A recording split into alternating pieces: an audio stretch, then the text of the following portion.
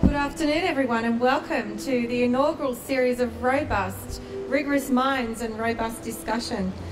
We decided for Brain Cancer Action Week to create public discussion around important issues and to use the brilliant minds we have in Australia to be able to foster and facilitate these discussions. So I want to make a very warm welcome today to Trevor Danos, who's agreed so kindly to facilitate this important discussion on should we fund science as much as we do sport. And Trevor is a partner at Cause Chambers Westgarth and one of our brilliant lawyers. And he's also a director on the board of Cure for Life Foundation. And he will introduce the rest of the panel. The reason why we're doing this is to raise awareness for Brain Cancer Action Week and also for the immediate need we have to raise funds for brain cancer research. Brain cancer is the leading cause of cancer deaths in children and young adults, and we urgently need to find answers to what causes brain cancer and how best to treat and manage the disease. So thank you for attending today. I'm so excited. It's an incredible panel, and it's going to be a really great discussion. Without further ado, I'll just put you through to Trevor Danos, and enjoy the discussion. Thank you. Thanks very much, Kath. Delighted to be here. The overarching direction is robust, so I'm expecting good controversial comments from the speakers and some good questions from the audience. So let me introduce today's speakers. To my immediate right, we have Dr. Andrew Penman, who's the Chief Executive Officer of the Cancer Council of New South Wales.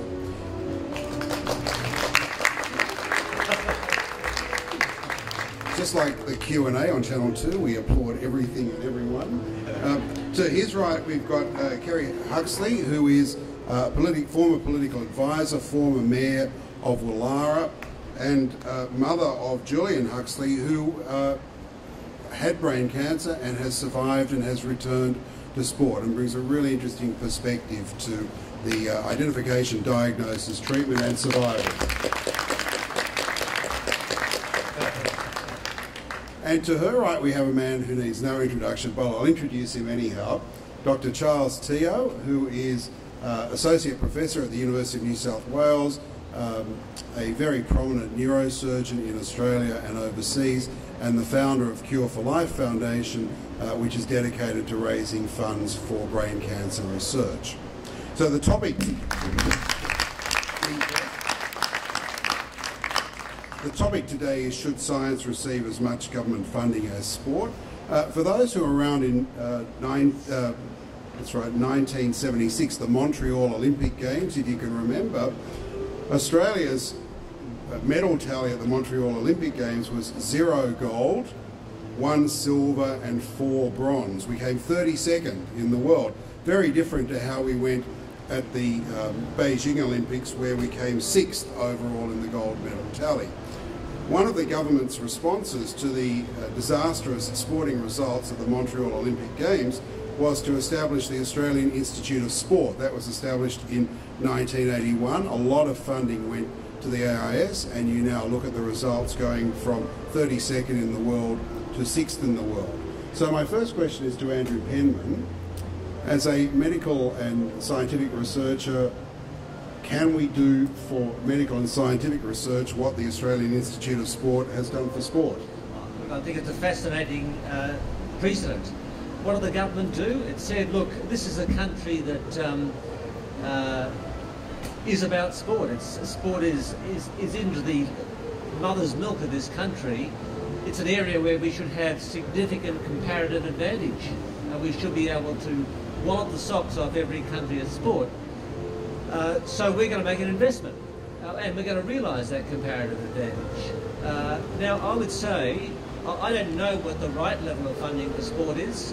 I can't pluck that out of the sky, but I can say exactly the same argument applies to medical research. We have enormous comparative advantage in this country in the quality of the research we do, and at a time during the global financial crisis when we're beating ourselves over the head about our industries not being able to compete, We have here in Australia a scientific community which has shown that it's able to compete, enormous comparative advantage, and we should be putting more money into it and growing that very rapidly, because that's the Australia of the future. Keri, Huxley, a person who might describe as having sport in the blood. What's the response to that? I do have sport in my blood, and after all these years of driving kids to sport and going to riverbanks and football fields and watching elite sport, my research has told me that there's, well, it's hard to find the medical research stats, but there's a relatively close alignment between the funding that goes into medical research and the funding that goes into sport from government. However, obviously, we as a nation, we hold sporting prowess and excellence as really close to our national ethos, and I'm not going to apologise for that. I've seen what it's done to not just my son, but lots of different participants throughout our communities and different individuals. I see the character that these individual young people and older have. I see the health benefits, the public benefits, and I think, yes, we do need more funds for medical research, and obviously brain cancer has been, well, with respect to Andrew, I know, sorry Andrew, but I think it has been one of those hidden cancers, and thank heaven for Charlie, who's put his hand up and he's helped so many people do what they want to do with their lives. But sport is equally as valuable in terms of creating the people we are. It teaches leadership, loyalty, looking after your mates. I know they're not soldiers, and I know this might sound a bit glib or superficial. I can assure you it isn't. I've watched some of them, in particular my son, who never shed a tear when his international career was finished. He stood up proudly and he didn't say, "Why me?" He just got on with it. And he said to me before he went into the surgery, "It's just like preparing for a test game." So, sorry, no apologies. I embrace it, I endorse it, and I think it's great. And I think they both, medical research and sport, make a great contribution to the way we live in this country.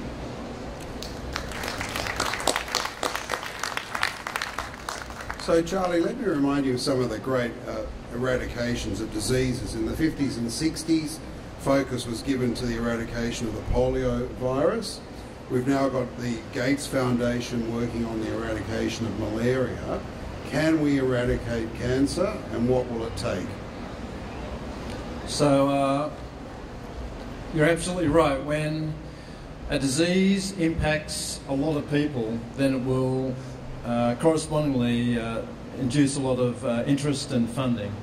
So polio, the plague, all those diseases had a huge impact on society and the majority of the population, whereas brain cancer, unfortunately, affects a very small minority of the population. So it doesn't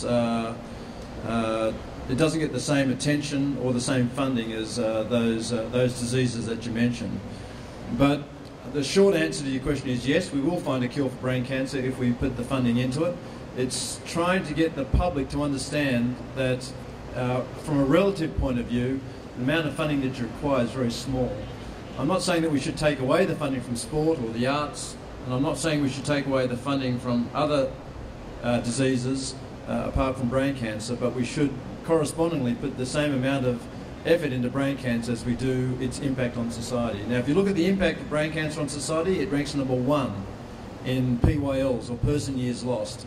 So that means that it affects young people. It takes them out of their roles almost immediately as caretakers, as professionals, as members of their family and in society. So it ranks number 1, yet it receives the least amount of funding. So all we're trying to say is that we would like the amount of funding commensurate with the impact that this disease has on society. So let me remind you, from the early 60s, we had President Kennedy say we'll get a man on the moon.